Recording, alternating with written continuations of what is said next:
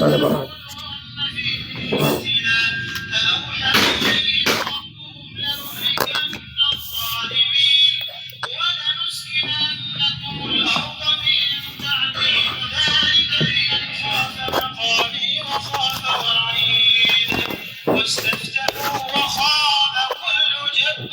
Center mo.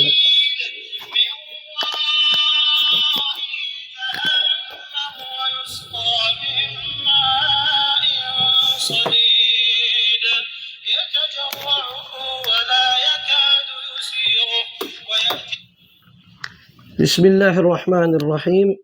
Alhamdulillah wa bihi nasta'in. Wassalatu wassalamu ala ashrafil khalqi wa sayyidil mursalin, sayyidil awwalin wal akhirin, nabiyina wa habibina Muhammad ibn Abdullah wa ala alihi wa sahbihi ajma'in, amma ba'd. Mga minamahal po naming mga taga-subaybay sa programang ito na pinamagatang ang tinig ng Salafiyya. Narito pa rin tayo sa ating himpilan sa DXUM 819 kHz sa dial ng inyong mga radyo. At ako po ang inyong kapatid sa pananampalataya, Abu Ziyad Abdurrahman Kadiraw. At sa mga kapatid natin sa manhaj, kapatid natin sa Aqida As-Salafiyya, kayo po ay babatiin namin ng isang Assalamu alaikum wa rahmatullahi wa barakatuh. At isang mahusay na pagsubaybay sa mga kababayan nating patuloy na nananaliksik, nagsisiyasat patungkol sa relihiyong ito, ang relihiyon ng Tauhid, ang relihiyong Islam.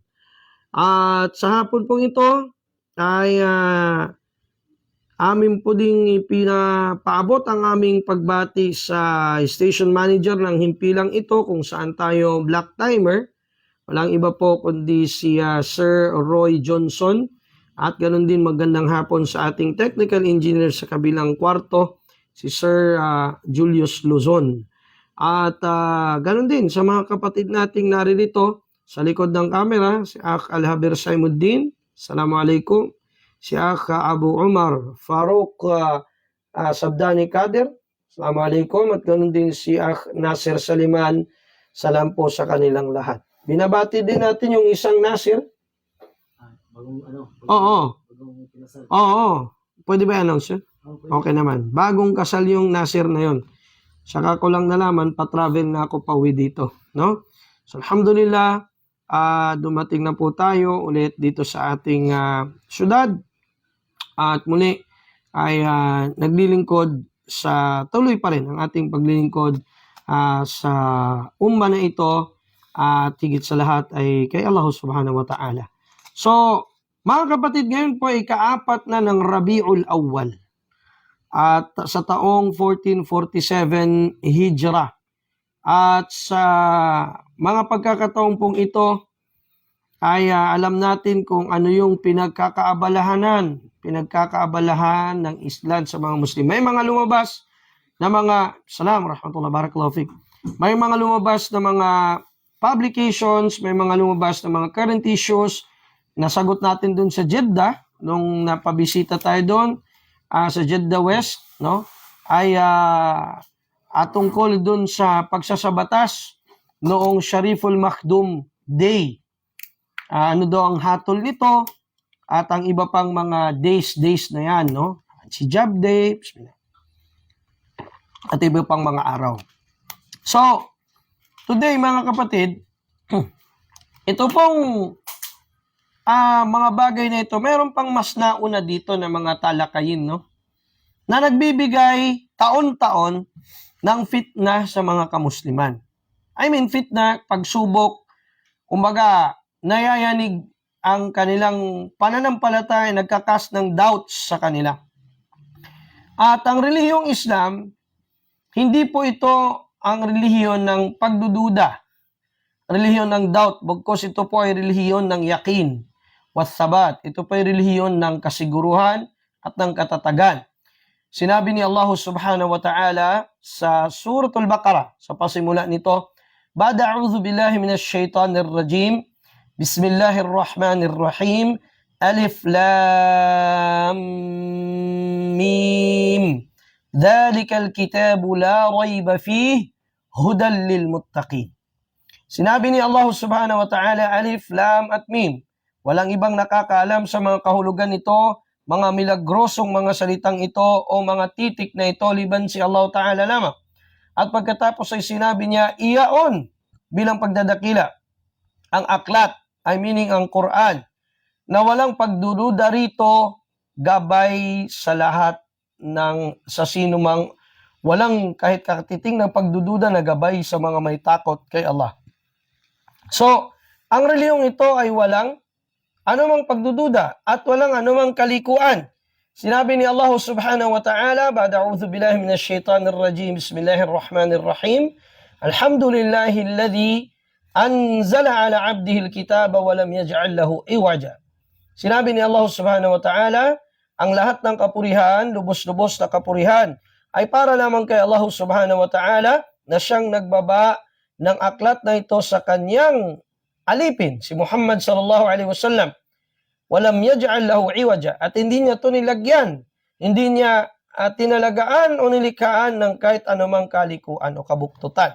So, ibig sabihin, wala pong pagdududa rito sa relihiyon na ito ni Allah subhanahu wa ta'ala. Lahat po ito ay kumpleto at kinukumpleto niya kung anumang kulang sa atin, ay dito tayo makakahanap ng kaganapan sa pamamagitan ng pag-submit o suko sa kanyang kalooban sa pamamagitan ng tauhid at pasakop sa pamamagitan ng pagsunod at pagiging malaya sa anumang at pagkampi at pagiging malaya sa shirk o sa mga pagtatambal sa kanya at mga tagatangkilik nito. So, bago pa po yan mga naganap, ang mga ginagawang mga day na yan, ay meron na pong nauna na mga bid'a na nagaganap po dito sa ating pong lugar, sa ating daigdig. Hindi lamang dito sa Pilipinas, bagkus sa iba pang mga lugar. At ito na nga ang sinasabi nilang Shahru Miladin Nabi sallallahu alaihi wasallam. Buwan daw di umano ng kapanganakan ng Propeta Muhammad sallallahu alaihi wasallam. Kaya nung nasa Madina kami, nagtataka ako sa patapos na ang buwan ng Safar, ang ikalawang buwan ng lunar calendar, ng Hijri calendar, dumami ang mga bumibisita sa Madina at ganun din sa, of course, napakainit nun, no? So nagtataka ako, nakapila sila doon sa libingan, sa labas ng libingan ng propeta at nakaharap sila doon sa libingan, nakataas ang dalawang kamay na nananalangin. Which is shirk. Dahil po, ang propeta mismo sallallahu alaihi wasallam, siya mismo ay nagsabi, Ida sa'alta fas'alillah, kapag humingi ka kay Allah. Nakukulangan ba tayo? O naliliitan ba tayo? Nahihinaan ba tayo sa kapangyarihan ni Allah subhanahu wa ta'ala na kailangan pa nating magtambal ng iba pa sa panalangin sa Kanya? Hindi ba sinabi ni Allah subhanahu wa ta'ala, وَقَالَ رَبُّكُمْ أُدْعُونِي أَسْتَجِبْ لَكُمْ. Sinabi ni Allah Ta'ala at sinabi ng inyong Panginoon, kayo'y humingi direkta sa akin at tutugunan ko ang anumang inyong pangangailangan. Direkta kay Allah Subhanahu wa Ta'ala pag ikaw'y nanalangin. Hindi na dadaan sa kahit sino. Kahit pa kay Propeta Muhammad sallallahu alaihi wasallam, hindi ka dadaan sa kanya. Sa pagdadasal, pananalangin, hindi ka magsasabing, by the authority of the Prophet Muhammad or by the intercession, bisyafaati Rasulillah. And itong mga kaganapan, isa lang ito sa mga gawaing bid'a sa loob mismo ng bid'a. Bid'a na nga, bid'a pa. Ano? Ang bid'a na binid'a na. Binid'a na nga, bid'ang bid'a pa. Alin yon? Bid'a na nga yung pag-exclusive, pag-specify ng isang araw na kapanganakan ng propeta sallallahu alaihi wasallam kasi wala naman tayong dalil. Okay? Wala tayong dalil. Wala tayong dalil na pwede nating sabihin, okay, ang araw na ito specific na pasasalamat natin kay Allah kasi ipinanganak ang propeta. Saan ang dalil doon? Ang idadalil nila, lamma su'ilan Nabi sallallahu alaihi wasallam, nung tinanong ang Nabi sallallahu alaihi wasallam, an fadli sawmi yawmin ithnin, sa kahigtan, tungkol sa kahigtan ng pag-ayuno sa araw ng Lunes. Sabi niya, qala hadha yawmu wulidtu fihi wa bu'ithtu fihi nabiyyan wa ursila alay wa ursila wa unzila alay. Sabi niya yan ang araw ay kasabi niya na ako ay pinanganak, araw na ibinabasa sa akin ng wahi, araw na ako ay kinumisyon bilang propeta. Anong sabi doon? Ithnan. Yawmul Ithnan. At nag-aayuno siya doon. So, hindi siya kumakain. So, kailan pa naging celebration ng ayuno? Mingaw gani ka, no? So, celebration day to. Tama? At ang tinanong doon, kahigtan, fadal, ng pag-aayuno sa araw na yun. So, kung talagang sarado ang utak mo sa katotohanan, magbobobobubuhan ka o talagang bobo ka lang. Sa pag-unawa ng dalil, napakalinaw nun eh. Malinaw pa sa sikat ng araw. Hindi ba? Ito inuulit-ulit tong syubha na to. I mean, subhanallah. Siguro kahit ang makinig na elementary lang sa Arabic, kahit hindi pa siya magbasa ng syarh ng hadith, malinaw. Ang tinanong doon is ang kahigtan ng pag-aayuno sa araw ng Ithnin, ng Lunes. Anong sagot ng Nabi? Araw yan na ako'y pinanganak. Araw din yan. Okay. So ang sagot ng Nabi sallallahu alaihi wasallam sa araw na yon, meaning ang sa kanya dinakila niya ang araw na yon sa pamamagitan ng ayuno. So bakit hindi mo na lang gayahin ang propeta? Ito pala ang araw na to. At hindi rin yung license, baka mali naman ang pag-intindi mo, okay, kapag araw pala ng kapanganakan mo mag-ayuno ka dapat. Mali! Kasi ang pinag-usapan doon, kahigtan, ang baraka, ang kahigtan, ang precedence ng tinatawag na pag-ayuno sa araw ng Ithnin. At sa Yawmul Khamis naman, sa Thursday, araw naman sabi ng propeta na turfa'u fihi al-a'mal. Araw naman yan na ang gawain sa buong isang linggo is inaangat naman doon kay Allah Ta'ala. So may pag-angat ng gawaing isang buong linggo, may isang buong buwan, mayroong isang taon. So subhanallah mga kapatid sa pananampalatayang Islam. Napakalinaw po. Kaso lang ang tao gusto talagang umiba eh. Anong gusto ni Allah? Yuridullahu ayyatuba alaykum. Gusto ni Allah na magbalik loob kayo. Iwanan nyo ang bid'a. Iwanan nyo. Huwag nyo nang ipilit. Huwag nyo nang ipilit kasi walang dalil. At ang pagtaksis ng araw, pag-specify ng araw, sa anumang ibada, kailangan ng dalil. Yahtaj ila dalil. Kailangan ng ebidensya. Bakit? Because you do not own this religion. This religion is by Allah and for Allah. Hindi ikaw, hindi si Farouk ang may-ari, hindi ako, hindi ikaw. Naku, bakit ka mag-iimbento? Kahit ba meron ka, kung may kapiranggot lang na dalil, naku, mag-celebrate tayo, sabi nga ni Sheikh Abdulaziz bin Baz. Umiyak si bin Baz dyan eh.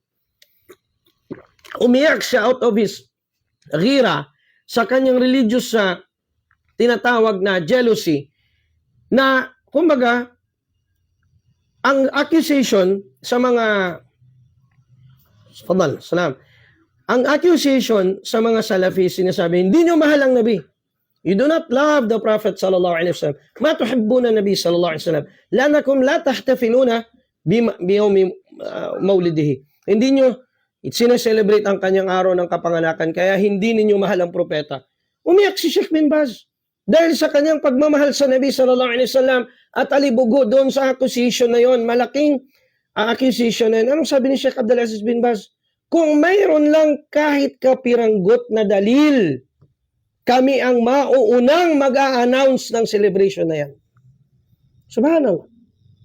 Because pagmamahal, kung yan ay tunay na pagmamahal sa Nabi, idha kana hadha al-ihtifal hubban wa ta'dhiman wa mahabbatan lin Nabi, idharul mahabba lin Nabi sallallahu alaihi wasallam, idharan ni mahabbati Nabi sallallahu alaihi wasallam, kad fa'alnahu. La fa'alnahu, ginawa na sana namin. Pero hindi. Hindi. Walang dalil eh. At ang asal ng ibada, pag tinanong mo ngayon, ito, siguro, sa mga bago lang na nonood at nakikinig, sabi pa nga ng lyrics, you are already 2,000 late It was since 2000, before 2008, na-explain na, but now, you're listening to it like it's 2000 and late. Right? Idiomatic expression po yun. Ano? Ang ibig sabihin is, sobrang kumaga gasgas na itong masala na ito. Kung gaano din kakalawang yung utak ng mga ahlul bid'ah at yung mga bibig nilang putak ng putak sa pag-justify dito, kinalawang na rin, sabi pa ni Ustad Shuaib doon, rahimahullah, nasasak din ngali na mga ustads. Ha? Tigin natabod din yung ugat nilan. Saka ng mga kuha nilan. So mga ngali nila na darintigin na. Kumaga masyado nang na ano yung mga bibig. Dudugo na lang sa sobrang pagsasabi, bid'a ito, bid'a ito, bid'a ito. Sila din naman kinalawang na yung mga bibig nila sa pagsabing hindi bid'a, hindi bid'a, hindi bid'a. Ilagay natin sa tamang lalagyan. Ito bang gawaing ito, ano ba ang niya ng mga sumasagawa nito? Ibada o ada? Tinanong ko to dun sa nakatunggali natin. Yung may malaking surban ni Piccolo. Tinanong ko siya, ano ba ito? Ada o ibada? Sabi niya ibada. Pagsamba. Pues, nag-agree tayo na yan pala'y kasama sa relihiyon. Kasi kung kultura lang yan, hindi kasama sa relihiyon pala. Wala tayong diskusyon dyan. Kung kasalan lang yan, kung kasanayan. Kasi pag sinabing kasanayan, kasanayan dito sa Egypt, kasanayan din sa Pilipinas. Ano yung kasanayan? Nagbe-breakfast kami pag alas 6 ng umaga. That is kasanayan. Kuha natin. So, ang kasanayan, pwede mong gawin, pwede mo ring hindi gawin. Wala kang reward pag gagawin mo, wala ka ring kasalanan pag iniwan mo. Mubah, ibig sabihin. So, ngayon, dahil sinasabi mong ito ay ibada. Okay. So, anong hatol sa kanya? Alam ba ng propeta? Alam ba ng ano? So, ang sagot niya, bid'ah. Pero sabi niya, bid'ah hasana. Doon ko siya nahuli. Okay. Nag-agree tayo ngayon. We have agreed in one point na bid'ah ito. Okay. Very good. Innovation. Innovation. So, sabi mo, bid'ah. At sabi mo, ito ay kabutihan. Wala. Siyempre. Kabutihan. Okay. Itong kabutihan ito, alam ba to ng propeta at ng mga sahaba? Doon lang naman ang drive ng argument.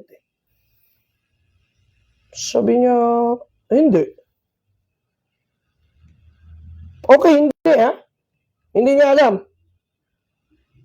Okay, hindi niya alam. Sabi ko, imposible. Yun din ang sagot ni Sheikh Al-Albani. Imposible na hindi niya alam. Bakit hindi niya? Paano hindi alam ng propeta sallallahu alaihi wasallam? Samantalang sinabi na ni Allah, "Al-yawma akmaltu lakum dinakum wa atmamtu alaykum ni'mati wa raditu lakum al-Islam dinan." Sa hadith naman na sahih, sinabi ng Rasul sallallahu alaihi wasallam, "Ma min khairin yuqarribukum ila Allah illa amartukum bih, wa ma min sharrin yu'bidukum illa illa nahaytukum an."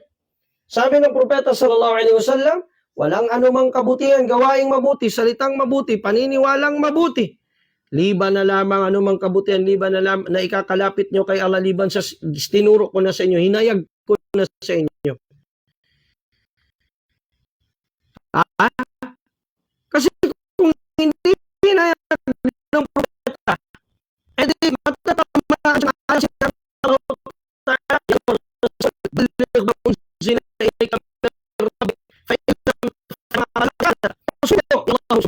siya iparating sa kanila balir kung ano ang yaba sa iyo. Hindi ba? Pamabalata. Hindi mo natupad kung ano yung mission mo. So, ganun ba ang ingala natin sa propeta? Ganun ang accusation natin sa propeta? Due to sa accusation ta ko Rasulullah sallallahu alaihi wasallam, dun yan may sampay. So, langon-langon na siguro Allah ta'ala kanya. Di ba wala? Pwede bang ganun ang sabihin natin? Ha? Nung nandun siya sa Arafah, ang Rasul sallallahu alaihi wasallam nang sabi niya, Allahumma hal ballagtu, Allahumma fashhad. Nung nagkhutba siya sa Arafah, napaka-emosyonal ng khutba. Kasi alam na niya na Abu Bakar na last niya na yon. Anong sabi ng Nabi sallallahu alaihi wasallam? Sabi niya, Ya Allah, pinaabot ko na ba, pinarating ko na ba? Ya Allah, saksihan mo. So meron ba doon pag mga umma ko mag-celebrate kayo, gunitain nyo, ang inyong tawag dito, ang inyong ano yan? Ang aking kaarawan, i-celebrate ninyo. Ginawa ba ng Nabi? Sinabi ba ng Nabi?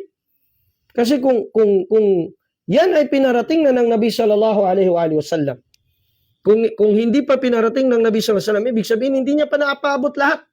Hindi pa nakumpleto ang relihiyon. Kulang pa pala. Pamabalagta risalata. Hindi mo ipinabot sa kanila ang mensahe, hindi mo natupad ang misyon mo.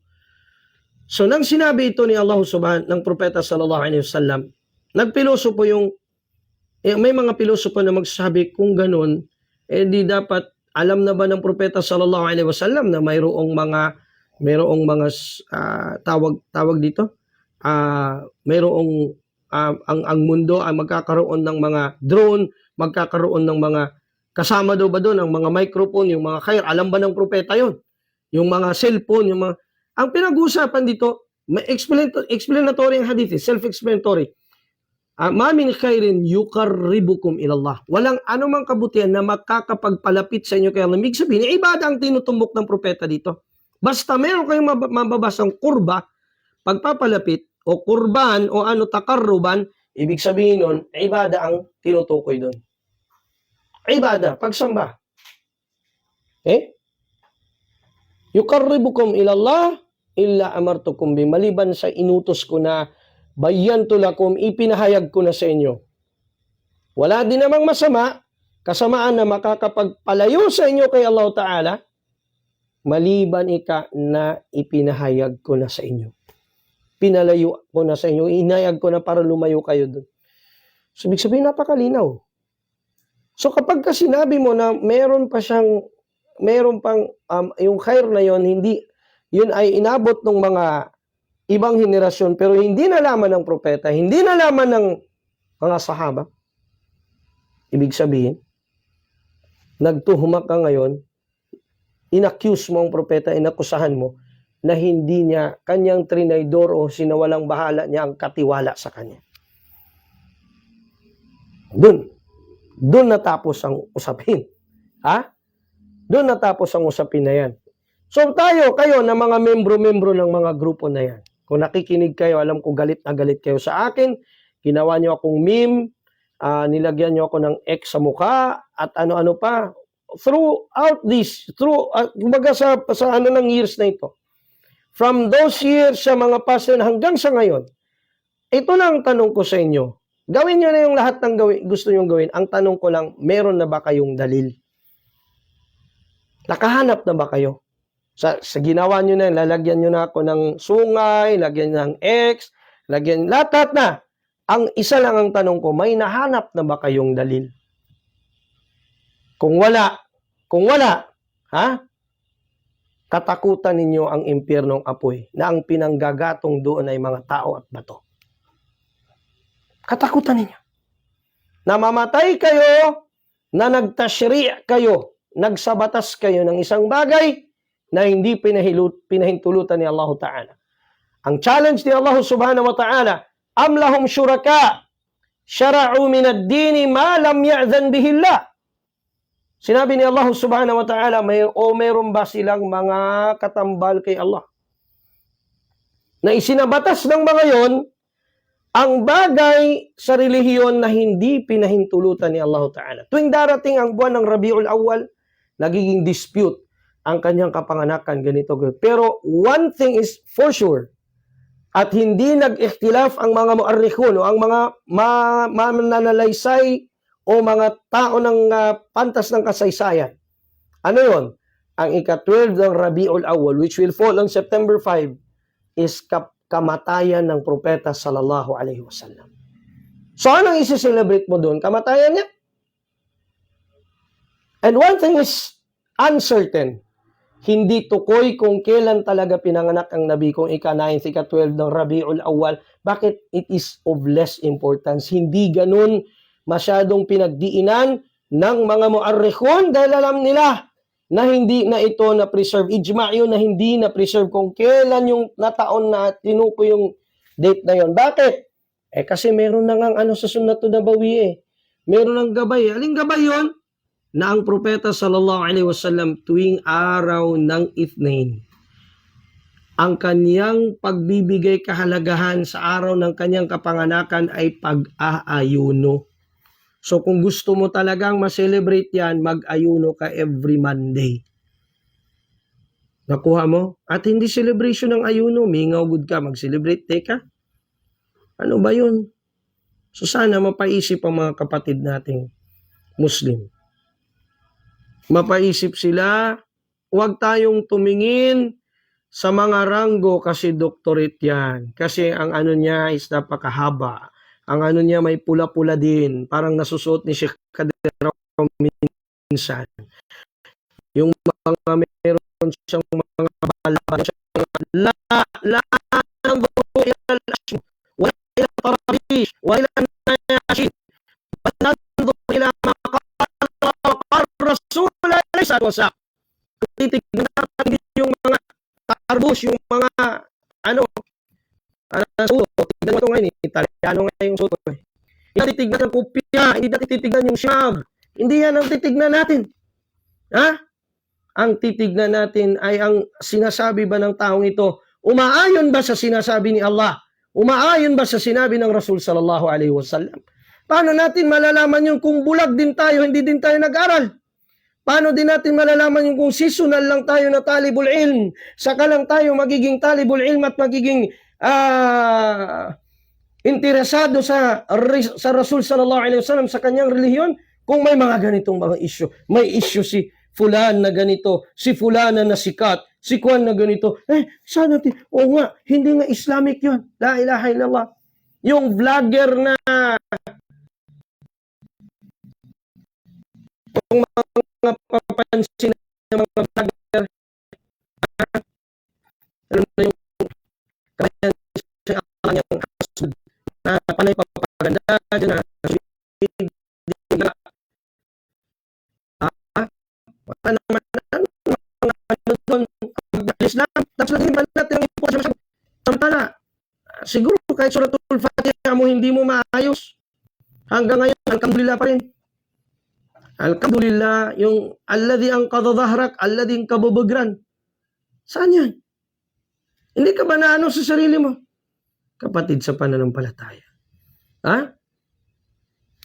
Kaya ka nakakagawa ng bid'ah, nakakasama ka dyan sa mga ganong ano, kasi bakit hindi ka nagbibigay ng kahalagahan sa kaalaman? At kung meron ka man din pagbibigay ng panahon sa kaalaman, dun pa sa semplang ang akida. Dun ka kukuha. Dun ka kukuha sa pinapatayo yung nakatay na. At ikaw, sasakan kasi yan. Kasi wala tayong pagpapahalaga. Ang akala natin nila, makikinig lang tayo. Pag gusto natin yung speaker, gusto natin marinig, yung gusto nating marinig. Ang marinig na, ang ayaw nating marinig, ayaw nating pakinggan. Ang ilm na ito, gustuhin man natin o kagustuhan man ng ating sarili o ayaw, lalo na kung ayaw, dapat tanggapin natin kasi yun ang katotohanan. Yun ang kitab at ang sunnah. At ang unawa ng mga salafus salih. So yun ang dapat nating tignan. Hindi ang ibra. Ano ba to? Parang chapi daw. Hindi ko kaingatan. Ang titignan daw natin, hindi ang titignan natin is sikat sila. Sa panahon na ito, la hawla wala quwwata illa billah. Hindi ang kasikatan ang mahalaga. Ngayon kung sino sikat, sino nakakatawa, doon tayo. Wala. Hindi ba? Hindi na ba mahalaga sa atin ang pag-aralan ang relihiyon na ito ni Muhammad alaihi salatu wassalam? Kung paano siyang namuhay. Hindi na ba mahalaga sa atin ang laqad kana lakum fi rasulillahi uswatun hasana? Naroon sa inyo ang pinakamainam na ehemplo. Halimbawa, ang inyong susundan, gagayahin. Sa sino mang umaasa kay Allah at sa araw ng paghukom. Liman kana yarjullaha wal yawmal akhir wa dhakarallaha kathira. At umaasa kay Allah Ta'ala at umaalala kay Allah ng maraming beses. Hindi ba? So, ganun po kapatid sa pananampalataya. So, ang tanong doon sa mga nagmamaulid, pangasubuta, ang mga sila laong tabihan, mga tayo manguntay, mga kalumunan ta, so mga pagrita, so mga pag-ali nami, nagkasibay sa kanulala na matidto. Yung mga medyo umiba ng landas mula sa twinda landas. Ang tanong sa kanila, itong pagsiselebrate na ito ng Maulidun Nabi sallallahu alaihi wasallam na pinaghahandaan ninyo, pinaghahandaan ng sabi nila, almost 90% ng mundo. Saudi Arabia lang ang hindi nagsiselebrate nito. Yung ibang mga Arab countries ay nagsiselebrate na nito. Ang tanong, ito ba ay kurba? Pagpapalapit kay Allah ang niya? Of course, sasabihin nila, oo. So, hindi mo pwedeng ikiyas sa graduation. Hindi. Kasi ang graduation, movable ang date, number 1. Movable ang month, number 2. Pwedeng meron, pwedeng wala. At hindi mo ginagawa ang graduation pagpapalapit kay Allah Ta'ala. Pagkos, simple lang, dahil nagsimula ang pag-aaral, tatapusin ang pag-aaral. Ganun lang yun. Kung walang graduation ceremony, bigyan lang ng certificate, wala namang nagsasabing bid'a ito, aram ito. Pero itong maulid, pinagdidibatihan. Nilalagay sa table, pinagdidibatihan, pinagdidiskusyonan, bakit ang mga nagsipaggawa nito, tag-imbento nito, na pawang mga Shia Fatimiyya, ay tinuring nila itong holiday sa Islam. Tinuring nila itong holiday sa Islam. Kaya yung mga holiday sa Islam, yan ay kabilang sa tinatawag na mga a'yad, kapistahan. Ang tanong sa kapistahan na yan, ano bang kailangan dyan? Tashri', yan ba ay musyarri', yan ba ay mashru', yan ba ay canonized by Allah Ta'ala, yan ba ay kanyang legalized? Yes, of course, kailangan mula sa kanya. O kaya ang tanong, meron bang dalil yan? Wala pong dalil. Kaya wag mo akong tatanungin, gaya nung nakipagdebate na medyo, na short,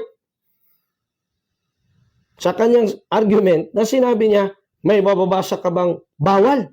Ba't mo ako tatanungin magbabasa ng bawal in the first place? Hindi ba? The burden of proof is upon you. Nasa sayo na ngayon ang bigat ng pagdidiskusyon. Kung kaya mo bang patunayan na yung ibada na sinasabi mo na may dalil ba? Kapag ka sinabi mong awan ti dalil, sabi ng mga Ilocano, awan ti danumjay, awan ti dalil, walang dalil, waray dalil kay Dudong. Wa ay gina dalil bala. Be dalil yan, apya may tuwa dalil de, wala. Apya malubay na kaul, wala. So, ibig sabihin, huwag mong gagawin dahil kinukumpetensyahan mo na si Allah subhanahu wa ta'ala dyan. Anong kaibahan yan, Ustad? Sa mga graduation, hindi, malayong malayo. Ang graduation, dito mo pupunta sa kasanayan, sa urf. Yan hindi, kurba, pagpapalapit. Kaya sino man ang gabayan ni Allah Ta'ala, sila lang yung ginabayan. May yahdillahu fahuwal muhtad. Kasi bakit? Pag ginabayan ka ni Allah Subhanahu wa Ta'ala at ginawa kang matatag sa gabay, kahit ano pang unos at bagyo, ano pang syubuhat, ano pang mga pigsa ng misconception, hindi ka matatamaan, hindi ka talaga mawawala dyan sa katotohanan na yan. Pero, kapag hindi matibay ang pundasyon mo, konting ano lang sa'yo pitik, wala ka na. Wala na. Hindi mo na mapaninindigan. Hindi mo na mapaninindigan ang katotohanan ng hawak mo o yung nalaman mo kahit pa napakalinaw ng dalil. Kasi Sheikh, okay lang naman daw sana. Bakit? Kasi magsasadaka naman daw. Ang tanong, do the ends justify the means? Ang mga ending bang resulta, kahit maganda, ang masamang pamamaraan is kanya bang nabibigyan ng katarungan? Madja-justify niya? No. Kasi kung ganon, halimbawa, sasabihin ng tao, ang niya ko naman dito, sadaka. Pero nangurakot ako. Pero ang niya ko, sadaka. Pwede ba yung ganon? O bakit mo ginawa yung ano na yun? Ang niya ko doon naman talaga, mag-asawa kami. ba't ka nangalon niya? Ang niya ko doon, mag-asawa kami. Kaso lang ang means, pangalon niya. Pwede ba yung ganun? Hawla wala quwwata illa billah. Ha? Kaya din ang gusto ko talagang magpalapit kay Allah Ta'ala sa pamamagitan ng pag-celebrate ng kanya, ng birthday ng propeta sallallahu alaihi wa sallam. So ang tanong doon, bakit sa pamamagitan niyan magpapakita ka ng pagmamahal sa Nabi? Yan bang paraan? Hindi. So sa ano bang paraan? Pagsunod sa kanyang sunnah. Ay, yung pala, hindi yung pagtataon sa isang araw lang. Subhanallah. So, pero lahat ng argumentong ito, hindi ito papasok kailanman o makakapagbalik kailanman agad-agad sa ulirat ng sino mang nalulung sa bid'ah. Kasi masaya ang bid'ah. Masaya. Kasi bakit? Marami kang pagkain, may panyam, may itlog, may maligay, may kuning, yellow rice, tapos mag-aagawan pa kayo dun ng pagkain, tapos magkikita ng mga relatives, para ding 7 days ng patay, 40 days ng patay, mapyagid. Kaya makaget together tayo langon. Ibig sabihin, makaget together tayo lahat. Madyokitin yan. Kaya sadaka ka. Why problema saan? La ilaha illallah. Happy ang mga taong gumagawa ng bid'ah. Diba? Pero pag iniwasan mo na yan, at nag-iba ka na, hindi ka na pupunta sa mga relatives mo, sa mga ganong celebration, sasabihin nila, grabe so manyanin na tao. Balik ako kay Pahad, di ako mag-atin. Sang kanami, kanaton pakaragyang pagpamilya. Pangpamilya. Pang-sports pa. Grabe na kamo to, di na kamo to magwa, saukat na kamo, kuan na, nakapangadji na, wahabi sa kamo yan. Yan ang laging sinasabi, paulit na sinasabi nila yan. And then meron namang mga surot at mga insekto sa social media, lalabas-labas naman sila. Sila naman yung mag-ano, nakapalagalagahan nila yan. Kasi ganito, sinabi ng kinaukulan. Bakit lahat ba ng sinasabi ng kinaukulan?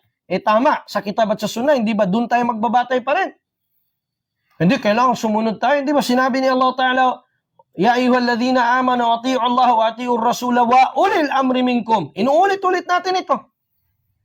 Halos maputol ng mga ugat natin sa kakasabi nito. Sinabi ni Allah Ta'ala sa Surat An-Nisa, kayong mga naniniwala, sumunod kayo kay Allah at sumunod kayo sa propeta at sa mga nanunungkulan sa inyo, ng mga kamusliman. Ang sabi ni Shankiti sa kanyang tafsir, rahimahullah Ta'ala, hindi inulit sa pangatlo, 2 beses inulit ni Allah ang pagsunod kay Allah at sa propeta, pagdating sa mga kinaukulan at sa mga namumuno sa inyo. Bakit? Hindi inulit ang word na ta'a doon kasi kailangan ikasabi niya ang pagsunod sa mga pinunong Muslim ay umaayon sa pagsunod kay Allah at sa propeta. Malinaw yun. So kung ang pinuno is nag-uutos ng bid'ah, suwayin mo. Hindi naman sinabing mag-atlas ka, mag-rally kayo, alisin sa pwesto. Hindi sinabing gano'n. Huwag mo lang sundin. Huwag mo siyang susundin sa mali niya, sa kata niya. Kasi bakit malinaw ang kitab at ang sunnah? Bakit siya ba ang kitab at sunnah? Sinabi ba ng Quran al-Karim, mutlaka, ganap na pagsunod ng mga ninuno? Hindi. Ay mga pinuno, hindi. Bagkus, kailangan umaayon ang pagsunod sa kanila sa pagsunod sa Quran at sa hadith. Yun ang napakalinaw doon. So, mga kapatid, mga kababayan, kaya po namin ito pinapahayag sapagkat nais din namin maging malaya at mag-disclaimer sa mga sekta na nagpapakilalang sila ang tunay na may dalang aral sa Islam, pero sa katotohanan na sinisira nila ang tunay na aral sa Islam sa labas. Ito yung mga manisiyasa na sa labas ng reliyong Islam. Kapag inaral natin ang tamang Islam, mapapanatag tayo. Magbibigay ito sa atin ng kapanatagan. Kasi sumusunod ka sa kung papaanong ibinaba yung wahi, fresh, sa propeta alayhi salatu wassalam. Ha? Kaya nga sabi ng propeta pati sa pagbabasa ng Quran, sinabi niya sa hadith na muttafaqun alayhi, man arada an yaqra al-Qur'ana kama raddan tariyan kama unzil falyaqra bi qiraati Abdullah ibn Mas'ud radhiyallahu anhu. Sabi ng sugo, sino man ang nagnanais na kanyang basahin presko ang Quran gaya ng pagkababa nito, ay magbasa siya sa pamamagitan sa paraan ng pagbabasa ni Abdullah ibn Mas'ud. Subhanallah, kapatid sa pananampalataya. Kaya kinakailangan sa kagaya natin, aralin ang relihiyon natin. Sa mga naaabot itong pagsasahim-papawid natin, hindi ito para sumunod kayo kay Abu Ziyad. Hindi. Bago sumunod tayo sa kung anong Quran at ang hadith, ayon sa unawa ng mga pinakamainam na henerasyon. So tanong, nag-celebrate ba sila? Hindi. Sahaba, tabi'in at maut tabi'in. Pero sa pagmamahal sa Rasul sallallahu alaihi wasallam, hindi na matatawaran. Nakipag-jihad sila kasama ang propeta, ang mga sahaba. Sila ay inabutan nila ang propeta sallallahu alaihi wasallam, saksihan nila kung paano yung nasakta ng propeta sa Battle of Uhud, sa Ghazwatul Uhud. Papaanong muntik na siyang patayin ng mga Quraysh sa kanyang paghijra. Mga sahaba lahat yun. Makakain ba ng isipan natin na nakaligtaan nila ang napakakatiting na gawain ito na walang iba kundi ang pag-alala sa kanyang araw ng kapanganakan? Okay, nag-khalifa si Abu Bakar. Okay, pagpalagay natin sa buhay ang Nabi nun. So nung nag-khalifa si Abu Bakar, patay na ang Nabi sallallahu alaihi wasallam. Nag-celebrate pa siya? He could have commanded it. He could have ordered it. Di ba? Pwede niyang sabihin sa mga tao, kung yung bagay niya ay napakahalaga sa sariling Islam, hindi niya makakaligtaan. Si Umar ibn al-Khattab, radiyallahu ta'ala anhu, Faruq, hadil ummah. Al-Faruq. Siya ang nagdi-distinguish sa katotohanan at sa hindi. Makakalimutan niya ba yon? Subhanallah. Na samantalang, pati sa kanyang pagkamatay, sinaksak siya ng maraming beses sa kanyang likuran, at sa tuwing nababalik ang kanyang ulirat ay nagsasabi siyang nagsala na ba ako? Yan pa rin pagmamahal niya sa Nabi sallallahu alaihi wasallam nang si Umar ibn al-Khattab ang khalifa sa time na yon. Si Bilal ibn Rabah, ang muaddin ng propeta, isa sa mga muaddin ng Nabi alaihi salatu wassalam. Pinapanaginip ng Nabi sa Syria kaya't nakabalik siya sa Madina, nag-adhan siya. At ang nag-adhan siya, naiyak sina Aisha, naiyak ang mga sahaba, naalala niya ang panahon na buhay pa ang propeta sallallahu alaihi wasallam na nag-utos kay Bilal na mag-adhan. Bilal!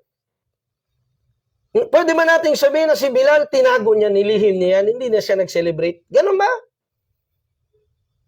Pagmamahal niya sa Nabi, sobrang pagmamahal niya sa Nabi sallallahu alaihi wasallam. Si Ali radiyallahu ta'ala anhu na, humiga sa higaan ng Nabi sallallahu alaihi wasallam sa time ng hijrah, tinakpan ng kumot, muntik mapatay ng mga syabab ng Quraysh. Bilang pagmamahal at protection niya na sa Nabi sallallahu alaihi wasallam, sa tingin niyo ba makakalimutan niya na sabihin sa mga tao o i-practice sa kanyang sarili na kapag kaarawan ng Nabi sallallahu alaihi wasallam mag-celebrate tayo? Sa tingin niyo, another ma'qul? Iwanan ko ang sagot sa inyo. Tanungin niyo daw ang sarili ninyo. Kahit dyan na tayo magbatay. Uthman radiyallahu ta'ala anhu, ang kanyang mga kayamanan, inalay niya sa Islam. Ginugol niya ang mga ilang kamelyo yun para sa Islam. Hanggang sa namatay siyang martir dahil sa Islam. Dahil sa pagsunod niya sa propeta, pagmamahal niya sa propeta alayhi salatu wassalam. Sa tingin niyo makakalimutan niya yung kaya nilang gawin. Ba't di nila ginawa? Dito papasok ang kaida usuliyah na nagsasabi, matarakahun Nabiyu sallallahu alaihi wasallam was sahaba ma'a wujudil muqtada wa adami wujudil mani' fa fi'luhu bid'ah. Ano mang iniwan ng sugo sallallahu alaihi wasallam mula sa mga ibadat, pagsamba pinag-usapan natin dito, na mayroon namang muqtada, pwedeng gawin, kayang gawin. Sino makapagsabing hindi kayang gawin ng Abu Bakar as-Siddiq yung ya Rasul? Sa kaya niyang gawin. Sino makapagsabing hindi kaya ni Uthman na magkatay ng kahit isang haruf, ng kahit isang tis, ng kahit isang maliit na kambing para ialay sa kaarawan ng Nabi? Sinong magsabing hindi kaya ni Umar? Kaya ni Umar, kaya ni Uthman, kaya ni Ali, kaya ni Umar bin Abdul Aziz. Kaya nilang gawin. Abdul Malik ibn Marwan, kaya nilang gawin. Pero hindi nila ginawa. Iniwan nila. Doon na lang muna tayo sa Khulafaur Rashidun al-Mahdiyun mag-focus. Abu Bakar, Umar, Uthman, Ali. Sige, wag mo na sa iba. Kaya nilang gawin. Wala la. Kumuha lang sila ng kahit konting percentage lang ng pera ng Baitul Mahal, ng Ummah, ipag-celebrate na sa araw ng propeta. Ginawa ba nila? Ma'awujudil muqtada, mayroong kakayanan. Wa adam wujudil mani, walang makakapigil. Walang mani. So ang paggawa nito ay bid'ah. Kuha natin. Subhanallah. Yan ang kaida doon. Kayang gawin eh. Pero ginawa ng Nabi. Existing sa time, existing ang pera, existing ang kaya ng mga sahaba. Huwag mo sabihin na hindi alam ng mga sahaba yun. Alam nila yun. Pero di nila ginawa. Kasi bakit? Bid'ah. Malinaw. Mga kapatid sa Islam. Ha? Okay, may magsasabi. For the sake of argument. Yeah. Kasi may mga tao, lalabas ang mga pilosopo ngayon.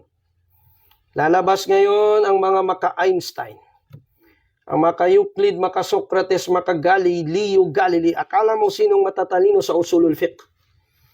Ngayon, ito mga pilosopo sa usulul fiqh. Usul din ang gamitin natin. Para usul to usul. Sabi, justify nila ito. Sabi nila, iba si Umar ibn al-Khattab, noong kanyang nakita na kalat-kalat ang mga tao nagsasala ng tarawih, dito, banda dito, na tinumunin sila, inipon niya sila, inipon sa isang imam at sinabi niya, ni'amatul bid'atu hadhihi. Aba, sabi niya, ito ay isang mabuting bid'ah. May bid'ah na nga, sabi ng mga moves. So yung move tadi. Okay. Sige lagay natin dyan. Ang tanong, ang salatut tarawih, ito ba ay may dalil? Yes, may dalil. Man qama ramadana imanan wa ihtisaban, gufir lahu ma taqaddama min dhanbi. Yung qama doon, sabi na nga, ijmang mga ulama na ang pinag-uusapan doon yung salatut tarawih sa Ramadan. Yung mga voluntary prayer sa mga gabi ng Ramadan. Okay. Pangalawa, nangyari ba sa panahon ng Nabi, bago pa kay Umar, pagka-khalifa ni Umar, nangyari ba sa panahon ng Nabi, alayhi salatu wassalam, na siya ay nag-imam sa mga sahaba sa salatu tarawih? Naam! Pero natigil niya. Hininto ng Nabi. Bakit? Kasi sabi niya, takot ako na baka isipin yung ito ay fard sa inyo. Okay. So natigil mula doon, nagtuloy na naitigil kay Abu Bakar hanggang dumating kay Umar. Pagdating kay Umar, inipon niya. Nagsala ng jamaatan sa salatu tarawih. So yan, tanong.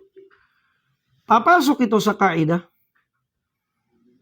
ma tarakahu an-nabiy sallallahu alayhi wa sallam ma'a adam wujud al-muqtada wa wujud al-mani' فهو ففعله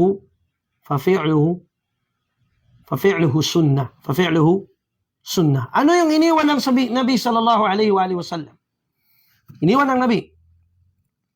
Mayroong kakayanan pwedeng gawin. Ma'awujudil mani. May mani.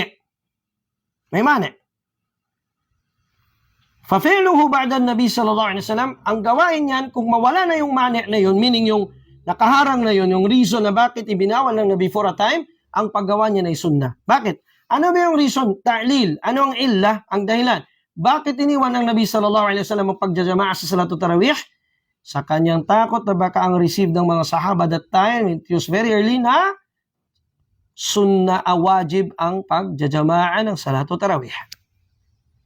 Hindi pa ganun ka strong yung kanilang ilm sa time na yun.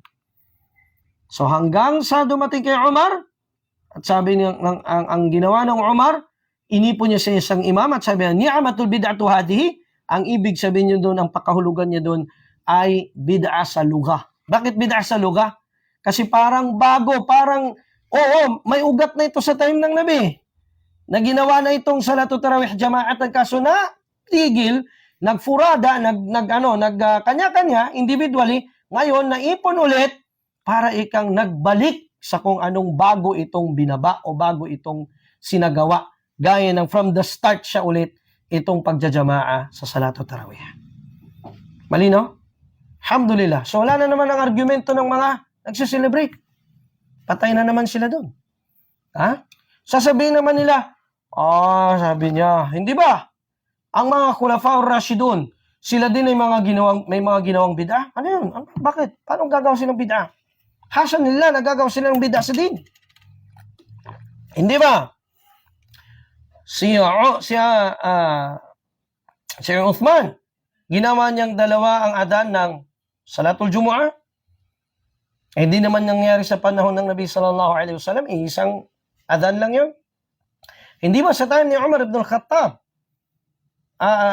Kay Uthman pala, kay Uthman pa rin.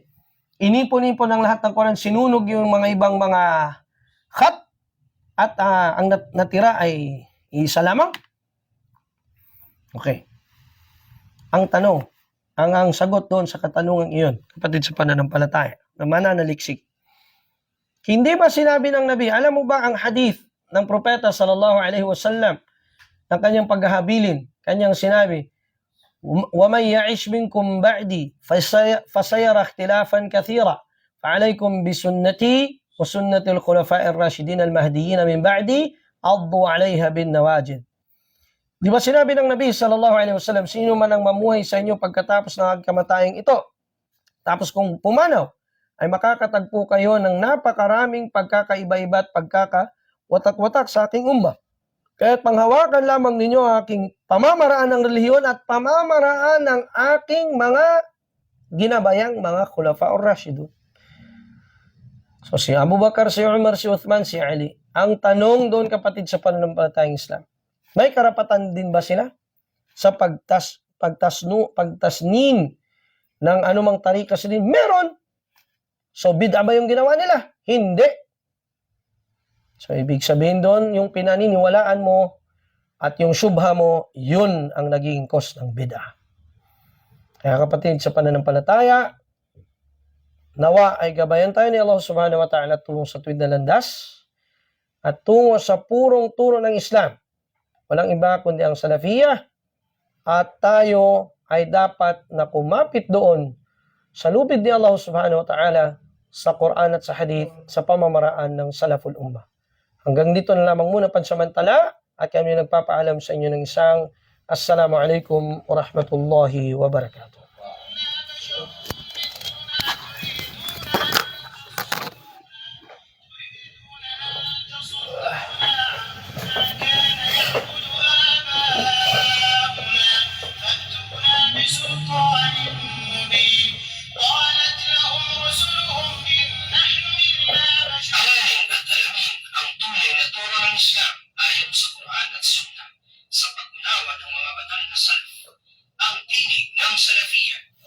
Kasama ang inyong mangkurman Sheikh Abdurrahman Kadirao mula alas 4:30 hanggang alas 5:30 ng hapon, Lunes, Miyerkules